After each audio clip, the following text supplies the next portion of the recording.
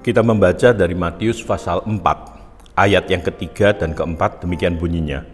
Lalu datanglah si pencoba itu dan berkata kepadanya, "Jika engkau anak Allah, perintahkanlah supaya batu-batu ini menjadi roti."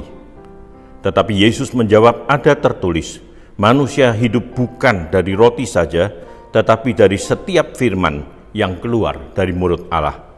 Kemudian dalam ayat yang ke-7, Yesus berkata kepadanya, "Ada pula tertulis, janganlah engkau mencobai Tuhan Allahmu." Kemudian dari ayat yang ke-10, maka berkatalah Yesus kepadanya, "Enyahlah iblis, sebab ada tertulis, engkau harus menyembah Tuhan Allahmu, dan hanya kepada Dia sajalah engkau berbakti." Beberapa minggu yang lalu saya berbicara tentang mengapa kita dicobai, dan kita belajar dari pencobaan Yesus. Dan sekarang bagaimana kita menang dalam menghadapi pencobaan, juga belajar dari pencobaan Yesus. Saudara, tadi Yesus dicobai 3 kali, dan 3 kali dia menjawab dengan kata-kata awalnya "ada tertulis". Atau dengan kata lain, Yesus menghadapi pencobaan dengan firman Allah.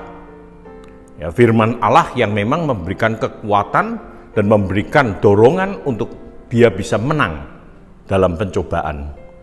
Saya sering pakai ilustrasi ini. Ya, misalnya suatu kali saya sedang berkhotbah, ya, tanpa sengaja mungkin dompet saya jatuh. Ya, mungkin jemaat gak kelihatan karena ada mimbar yang nutupin, tapi liturgos dari belakang saya kelihatan. Ya, nah dia sedang bergumul sebetulnya. Ya, berkaitan dengan dia ingin sekali makan di McD misalnya, tapi uangnya nggak ada. Ya, nah begitu kondisi dia lihat dompet saya jatuh, ya, dia kemudian diam-diam saja, ya, selesai ibadah saya pergi atau saya turun dari mimbar, dan dia kemudian perlu nggak dia ambil dompet itu dan dia pegang sambil berdoa, ya, "Tuhan, apakah ini jawaban Tuhan atas doa-doa saya yang membutuhkan uang kepingin pergi ke McD?"